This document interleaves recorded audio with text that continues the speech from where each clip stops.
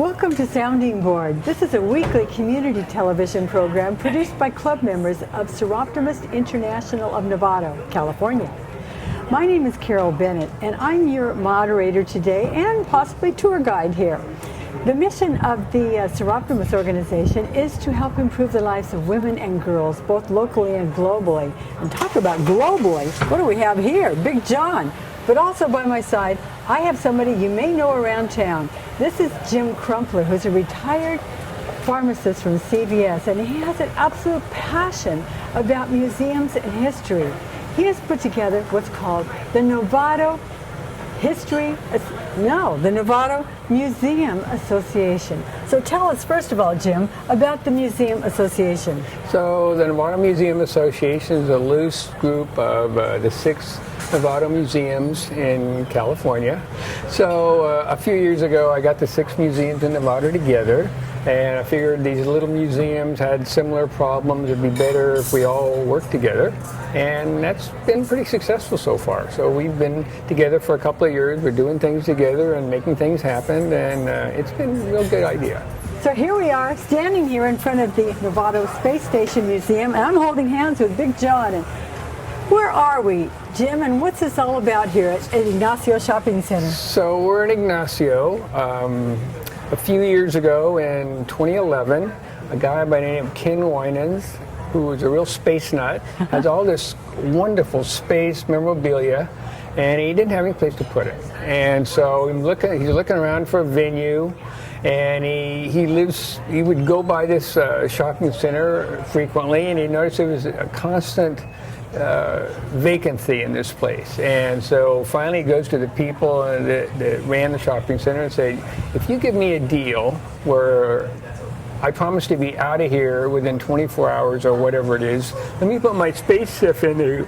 It's way better than having an empty store in your shopping center. Right, so a little bit of a draw. Yeah, so they said, okay, we'll give you a try. So Ken puts his stuff in here, and a lot of people were stopping by. You know, they would have a meal at Boca, and then when they were finished with their meal, they'd come by and, oh, look at the space stuff. Nice. And everybody looks at this stuff, and they see it, and they go inside and see all this amazing stuff that they have in there. It's free of charge. Free. And so this was rolling along for a while pretty well.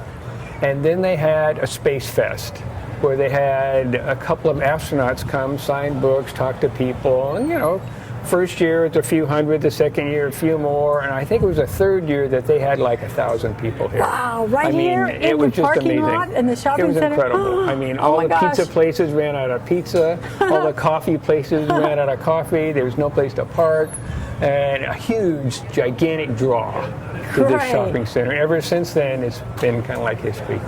Well, I think Ken's waiting for us inside. I think he is. I'm going to go on in. All right. Thank you very much, Jim. So Ken Winans, you are Carol. the person. We caught you here. Well, I guess I've been called many things. I guess I am one of the people. Well, tell us, how did it all start? 2011, our foundation had been doing periodic exhibits through the years, and we thought it would be really fun to have more of a permanent thing, especially since my wife and I live in Novato. We thought we should be nice to have something in the community. So we ran into the folks who own the shopping center, and we tried a pilot program. I think one weekend we had 600 people show up, and then they said, great. We always have some vacant space and do it again. So that was 2011, and we've had well over 100,000 visitors since then. So 100,000 come in your door here. Absolutely. Oh, I remember fabulous. one of our goals was to equal the population of Novato. Now it's we can now more than doubled it. Yeah, now we'll try to equal the population of San Francisco next. Yeah, there we go. Ooh, fabulous, fabulous. Okay. And then from there, I can't say enough about our volunteers. I mean, it's gone way past myself and my wife Debbie. We have 83 volunteers. 83. And dedicated people. We have several older people who actually worked on the space program that they come down here, and actually, our slide ruler guys. The guys actually used to use slide rulers, so they do that. And we have a lot of younger volunteers. You'd be surprised. A lot of these actually local high school students in Novato who come here and give a lot of their time every weekend. Now, what does it mean to be a volunteer? What kind of a job would a person do? They give tours. They might be assigned administrative tasks if there's something going on. Like right now, we're getting ready for our big annual event, so we'll have some volunteers maybe helping get things prepped. I see. But most of it's just come down and have fun and tell the wonderful story about space travel. Fabulous. It's always a lot of fun. Should we look around? Sure. Well, and by the way, we always change the exhibits up. That's one of the things we try to do. The museum's free. We also make sure if you come back here every 6 months, you see something a little different each and every time. Now, you've even got a second room now, which you didn't have the first time I came here. Oh, yeah. No, that just as things came up, more room came available, so we were able to expand. But let's start with one of our favorite items. Ooh. Carol, this is by the way, these are all real items. Okay, this is a real spacesuit. If you wanted to go to the International Space Station tomorrow, by the way, I think you could fit in that suit. That's just about the right height for you. Really? You would have to wear a suit like this to go on a rocket, to go up to the space station in case all the air left the space capsule. This would keep you alive. So if you saw the movie Gravity, Sandra Bullock wore a suit similar to that in one of her episodes. So, but the thing that's fun is that a lot of museums, these things are behind glass doors and you're 20 feet away and all that. No, we'd prefer people be gentle with things, but we'll let them pick it up and look at it. And this is a real glove? This is a real glove. And I can put it on my hand? Absolutely. Oh my God. I don't know how many. Heavy. It is very heavy. But, wow. but in space, how much does it weigh? 0. It's weightless. Of course. I could even scratch my face. Yeah, you can, but not if you had a helmet on. You'd have to just. True. And now these were gloves that you would wear. Now they're different from that because these gloves would have been used if you were working outside the space station. So if you had to go out and repair a solar panel or put a new module on, you would wear a suit. Interesting. Right behind you, this is interesting. This is a backpack. So here are all the components. So the way I would say that people used to looking at a picture of a spacesuit, just like you look at a picture of a car and you want to look underneath the hood and see the engine of the car, this is the engine of a spacesuit.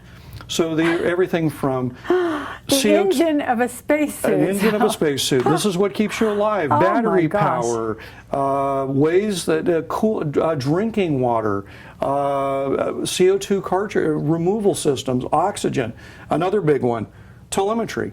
So inside they can monitor, well, where are the people working outside the space station? So you don't think about it, but their own little GPS system. I have to ask you a question. Sure. Is it going to monitor my sweat and all that stuff? They do monitor. Well, inside you'll have monitors on monitoring your heart rate, monitor, and not so much dehydration, but yeah, are you generally doing okay? And if things start looking funny, then they tell you to come on back in, you've had a rough day. Okay. But it's funny you bring it up because everybody thinks this floating in space is comfortable. Talk to the astronauts. It's very hard work. And they're sweating. They're perspiring because it's stressful. It's very stressful. No, they'll all tell you have to be very fit to actually be in space. Not only mentally fit because it can be very stressful, but physically moving around, thinking about your moves, moving equipment around. No, it's not easy. It's not this relaxing experience that we would all dream about. So to be a space person, you have to really be a phenomenal human being. Absolutely. And I'll tell you what, every time I shake one of their hand, it's a strong, firm handshake, and that includes the lady astronauts. Very strong people. Yeah. Most of them a lot of them are pilots, so they're used to, the endurance required in that. So what?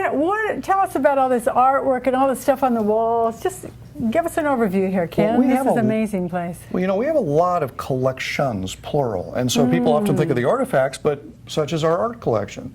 We have some really fun pieces.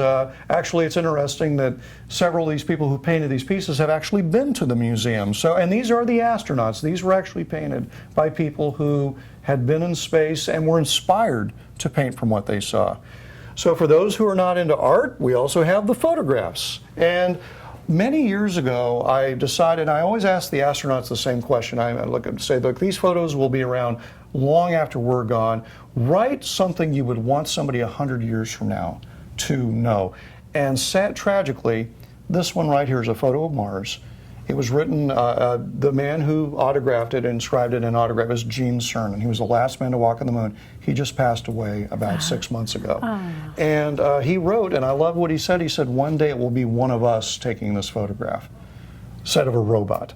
So how apropos. that we have yeah. somebody who's been up there, who wrote that hopefully for generations to come. Wow. You know, maybe your grandkids or somebody else's grandkids will say, I want to be that person who goes to Mars. Yep, So, yep. And then, you know, and this room is fun. I mean, what we have, you know, we don't have a lot of what I would call overdone technology. I mean, you go to a lot of museums today and they've got so many monitors all over the place. It's a bit like a home entertainment system. So we try to have the real things. And over here, one of the few pieces of technology that we actually have in the museum is a monitor of where the International Space Station is. It's a presentation that a lot of the young people like to come and see. Gee, that thing is here, and many times it comes right over the Bay Area, so you can actually see it at night. Okay. So people come and say, hey, it's going to be coming over Novato tonight, so sometimes people come here. We actually have people with telescopes. Does it say the time and everything? Yep, it scrolls, and in just a few minutes it will scroll and show you a map of where it is now, and then we'll tell you the next time it's visible to the naked eye. Interesting. So we have a lot of fun with it. But then, you know, just the combination of the photos looking down from space and then us looking up, we kind of like the tie-in. It allows you to participate. Great, great. Oh, there it is. There it is. See, next pass is in 1 hour, 21 minutes. Oh my God. It tells you exactly, and then in a moment it will cycle here. It will show you where it will pass. Now it's going to be probably in the north of us, or toward the north, I should say. There we go. Then down across Florida. Oh, it's going to be in the west side. It's going to pass us on the west side this time. Okay. But now this pass is going to be very fast because it's a very low angle pass, so it's going to be almost like looking at a jet fighter plane because it's flying at 18,000 miles an hour. Oh my. Yeah, Oh, there it is again. Yep, Okay. there you go. So there's a map showing it. Right now it's over the Baja Peninsula. Oh wow, look, it even moved since we saw it last. Oh yeah, Oh, wow. it moves. Actually, I'm skipping Baja Peninsula. It's heading towards South America right now. So the blue line is what compared to the green line? The blue line is actually nighttime versus daytime. Oh, okay, got it. And actually that's important for us because most of the time you can better see it at night. Okay. You can actually see it in the daytime though? You can, but you have to catch it on an angle because it's like a bright flash. Oh. What's funny about it is that you'll look up and you'll see something that's really high, but it looks like an aircraft with its landing lights on getting ready to land at SF. And you go, wait a minute, this doesn't look right. That's really high, but it's got its lights on. That's the International Space Station. Okay. So you can look up and wave to it, you know. So all that. So this little area here, you know, we try to find unique ways to use what space we have available because we're a small museum. This area is about the room that you would have had in the Space Shuttle cockpit. Okay. It's not a lot of room. But here's the thing. We're looking at it as people with gravity look up. You have twice the area if you were floating around. Okay, So every interesting. astronaut tells me that yeah, you're looking at it just being on planet Earth. You're not looking at the complete volume of an area if you were floating around. So, Interesting. But now the suits. Yes. Tell This us is a about very the interesting suit. Sorry, it's in the corner right now. So there's the International Space Station. If you were going to do a spacewalk, your number one problem is that you're in an environment that it is plus and minus 220 degrees. Wow. I like to tell the kids, just to give you an idea about minus 220. First off, there's no place on planet Earth that cold. No. If you took a hot dog and you froze it in liquid nitrogen and threw it on the ground, it would shatter. That's minus 220. Oh my. And they go, really? I mean, that hot dog would, yeah, just like a piece of glass, it would just shatter. Yeah, yeah. So you have to be in an environment like that. So this suit allows your body that likes Earth-like temperatures. There's actually hoses that, almost like you do with your car, where there's always antifreeze flowing through the suit. This has kind of, I'm not going to call it antifreeze, but it's a type of fluid that doesn't freeze, doesn't get too hot, and basically it allows your temperature to maintain a very comfortable body position, whether you're on the dark side of space at nighttime where it's minus 220 or when you're in the sunlight when it's plus 220. Oh my gosh. Yeah, it's amazing. But this is a real deal. It did not fly in space. It was used in training. Okay. Yeah. Interesting. This is what we call the moon room, but it actually has all kinds of fun space stuff in it. But let's stop right here because this is very popular. We call this the rocket garden. The rocket garden. Yes. Garden. No, they don't because grow. these things are growing up out of the ground? Exactly. But it's fun because a lot of people have never actually seen a space rocket. They have no idea what they look like. So we actually give them a bit of a history lesson. So for instance, this one right here You read a lot about Elon Musk and SpaceX. Well, this is what the SpaceX rockets look like. Ah. You notice the name on it, very important to do. Of course. Near and dear for us who will remember, that's the rocket John Glenn flew on. This is the Atlas rocket. And a lot of people know about Colonel Glenn and what an amazing person he was. Yeah. But what's funny, so you look at that, and then when you pivot over and you look right there, and there is a full-size replica of John Glenn's Friendship 7 capsule. So this was inside of what you just showed us over there. Exactly. Oh, and this is life size. This is life size. This is And what they somebody call was folded up in that little bitty space there? Exactly. Well, and this is what's interesting. There was not a window here. Okay, we have this just for display purposes. The only window they had was up here, that little window. But Carol, the Mercury astronauts were not very tall. They were not tall people. I'm 6'1". There's no way I would have fit in there. So how tall were they? They were, well, one of them was as short as 4'11", and then I think they went to maybe 5'5". But they were not very tall people. 4'11", wow. Yeah, so, being tall is not always an advantage. Might help you being on the Warriors team, but doesn't help you in space. But it is amazing to realize that this capsule, or this replica, and the cockpit inside, a lot of people today don't know who John Glenn is. So again, we talk about this man and his career, and when he flew in Friendship 7 back in 1962, there was, I think they told us at the time, it was a 37% chance that his spacecraft would blow up on the pad when it took off. How many people today would get into a car if you told them there was a 37% chance you weren't going to get off the freeway? People wouldn't do it. They're amazing people. They know the risk. They're not afraid of it. My God. But it's amazing. And the best part of it is, this is lightweight. This is made out of, it's actually made out of foam core. We like to have our exhibits, like the good case of when we go to the Berry Science Discovery Day, we take this capsule with us. Excellent. So it's a lot of fun. Very good. And then over here, let me come back around here. This is always a fun piece. Okay. Right here, this is a landing tire for the space shuttle. This tire weighs almost 400 pounds. You're kidding. Yes, it's a very big tire. It took a while to get here. You should have been here the day it was delivered. It was a big freight package. But one of the things we do, we like to also have traditions. Notice that it has been signed by two astronauts. I was looking at that. Dan Bursch and Greg Johnson, both were shuttle astronauts. So it's a little tradition. Whenever we have the shuttle astronauts come, they sign the tire. How nice. So it is, it's a lot of fun. But people are amazed when they see how big it is. Now, any of the people who are really into cars, a tire, they're ready to go. Yeah. Next to it, this is a fuel tank. A fuel? This is I was wondering, but I see there's a little nozzle up here. Bung. Now, the fuels in space are not like car fuels. These are very explosive mixtures of, they call them, the big word for the day, hypergolic. These are two types of chemicals that do not like each other, and when they meet, they explode. Sometimes like a family reunion. I'm just kidding, but anyway, yeah. So these tanks, and remember, these tanks have to endure those unbelievable temperatures in space. So you're taking these very explosive fuels in that plus minus 220 degree environment and hope they don't blow up. Yeah. So, and actually next to it, this is the nose of a rocket. It's very lightweight. Clearly it did not have a good day. This thing fell on its side. This is a real one, not This is a real one. And this has been through space, and this is the damage? Yeah, this thing had a bad landing. I actually found a lot of these things on eBay, believe it or not. It's amazing what you can find on eBay. Everybody says it. My wife always says, yeah, the day you found eBay, the collection grew exponentially. This is what we call a sounding rocket. What, did this sort of float in the ocean and somebody picked it up? Is that how it happened? It landed back on the ground in Wallops Island, Virginia, which is one of the, these are called sounding rockets. Before they launch a big rocket, they send a little rocket up to see, is there wind shear, how's the environment up there? So even with all the computerization, they still send up what they call sounding rockets. Interesting. Yeah, so this was a model. But the kids like it because you get a chance to see, it's just hollow.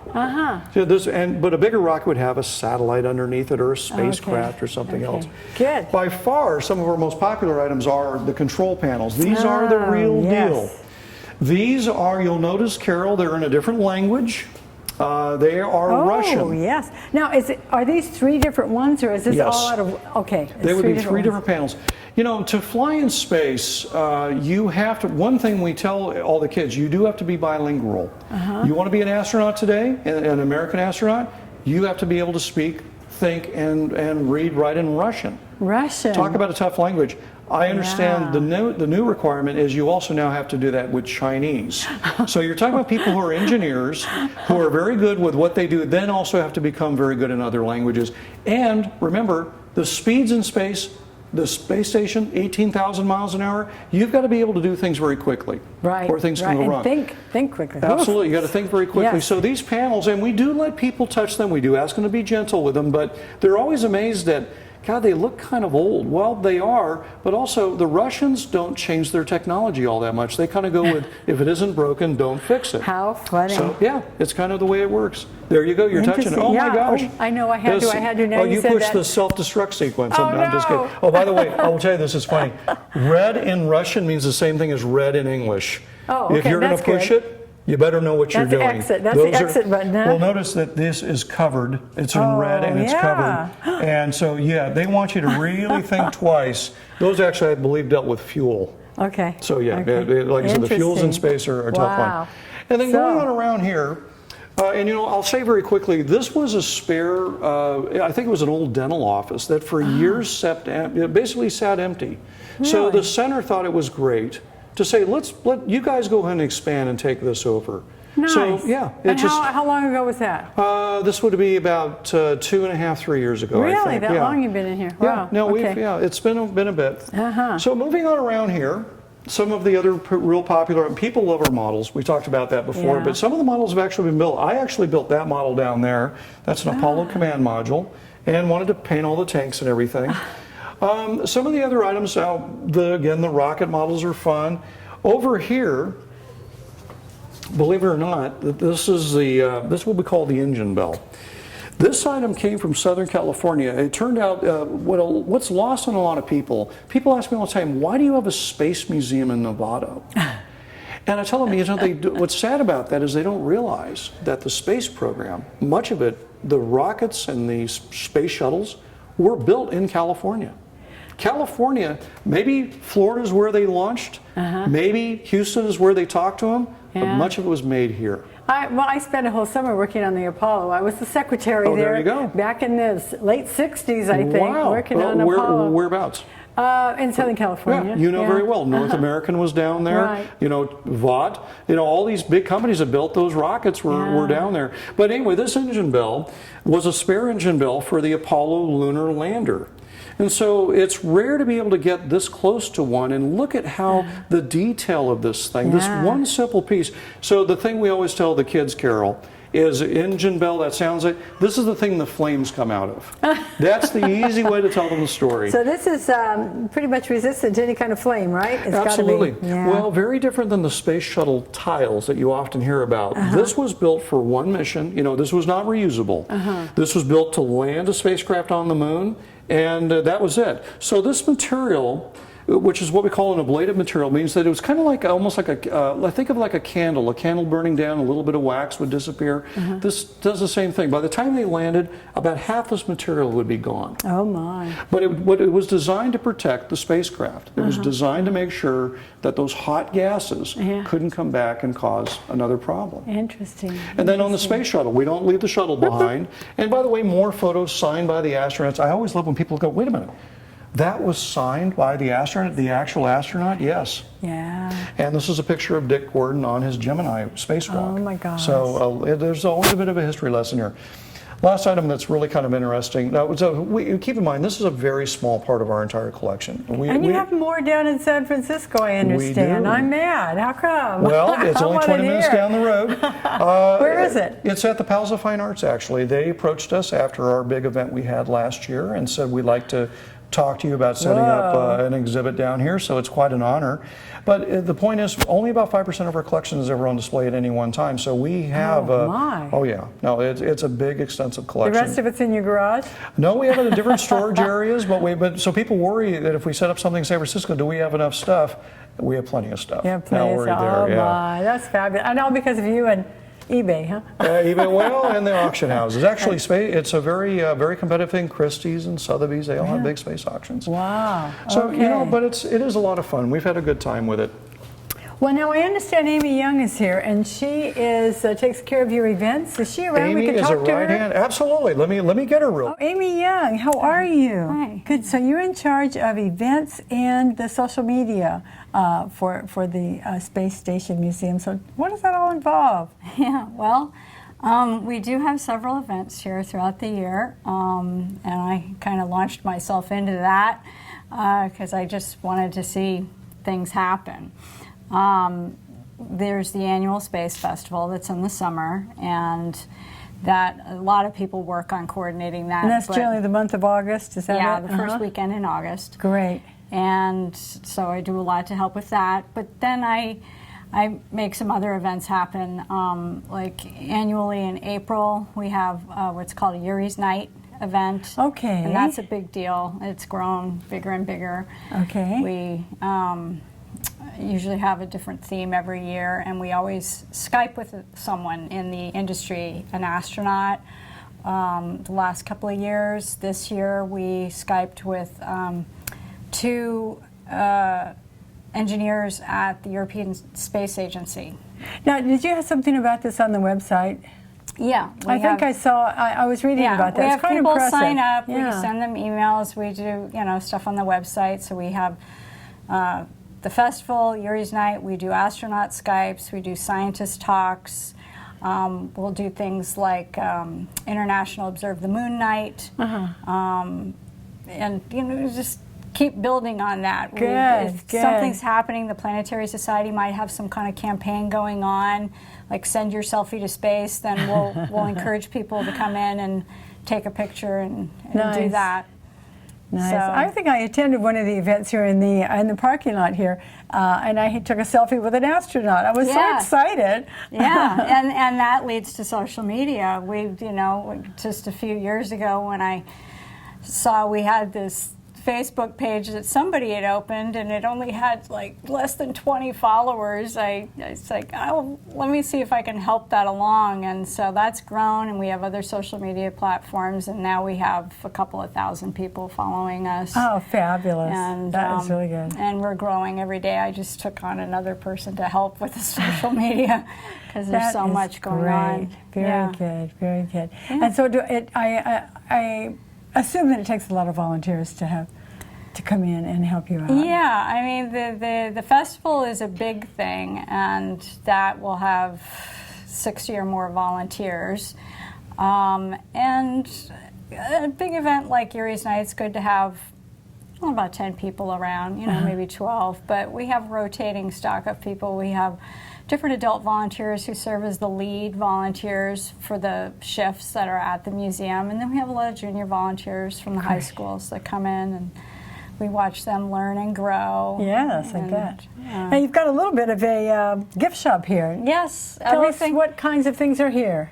Well, everything in the gift shop is considered a donation. We don't charge tax, and so when you're making a purchase, it's all going right back into the museum to cover all these free events that we do. Interesting. We have everything from clothing. We have some T-shirts, a lot of little kids' clothes, baby clothes, toddlers, up to 7, 8, 9, and then we have books, we have toys. Postcards, I see. Yeah, some Wish you were here postcards. from space. There's some postcards. We also have some special items that, we have some things that are autographed, Oh my. that are on sale, autographed by astronauts. We'll have special items for the festival as well as the Yuri's Night. We do special things. But yeah, we have a variety of things, and people like to come in and shop, but we have people who have come to the museum and they remember we have the shop, and they'll call us and say, when are you going to be open? My grandson's having a birthday. I want to come in and buy Yeah. something. So. Speaking of that, what are your hours? The Novato Museum is right now in the spring and summer is open Friday nights 6 to 8, and then all year round we're open Saturdays and Sundays as well from 12 to 4. Okay, and then the San Francisco hours, are they San sort of similar? Francisco, we're still kind of developing that. Okay. The Palace of Fine Arts, where it's at, I believe is open Tuesdays through Sundays, 10 to 5, and the exhibit is there, and it's open, that the space is open. So, but we're just starting, so we don't know yet. I think we're going to try and fill as much of that time with volunteers as we can. Good. Yeah. This is fabulous, Amy. I bet you just enjoy working here. I do very much. Yeah, It's always, space has always been a passion in my family, and it's good. not what I did for a living for a long time, but then this came along, and you know, when Ken says, "Oh, thanks for all you do," I say, "No, you're supporting my habit." I love space. So, Oh, good. Well, yeah. speaking of Ken, I need to get back to him, so Okay. let me go back and wrap it up with him. Thank Okay, you very much, sure. Amy. It's been a Nice to meet pleasure. you. Good. Okay. So, Ken, we've had just a wonderful tour, and Amy's given us a little rundown on what goes on over there, but what have we left out? Well, there's always the plea for sponsorship and volunteers. Money, The and only volunteers. complaint we ever hear at this museum is that we're not open enough. I bet. So guess what? We need more volunteers. So if anybody out there is a retired educator, engineer, a mom who just had kids that were science, we'd love to have you come down and we just need a few hours a week. We don't And that need would mean the doors would be open more. Yes, it would be open more because Nice. we're admission free. It's volunteer run, and so that brings up the other point: is we're always looking for corporate sponsors. We do not take one dime of taxpayer money in this museum, so we're Fabulous. always looking for, maybe it's a member of the Novato Chamber of Commerce who's looking for a great way to get the word about their new restaurant or their new company. Be a sponsor. Now, on your website, do you have little clicks on that? What is your website? Let's go over there. Website is the Space Station CA for California.org. But by the way, that's not the only way to find us. We are on Twitter and Ooh. Facebook and Instagram. Like us on Yelp. Like us on TripAdvisor. Get the word. TripAdvisor. TripAdvisor is Excellent. another great Yes. way for people who come to town who want to visit Novato. I Right. think that most of the museums are actually on TripAdvisor now. But Right. no, please give those comments. But that's the big thing. Is just, Yeah. and I would bring up for really any of the museums. We have 6 really great museums in Yeah, Novato, yeah. and we all need volunteers. So be That's willing true. to help out where you can. Thank you. You're You're welcome. amazing. Thank you, Thank Carol. you very much for this My wonderful pleasure. opportunity. Take care. Okay, bye-bye. And thank you, the listening audience, the viewing audience, for coming with us today on this fabulous tour.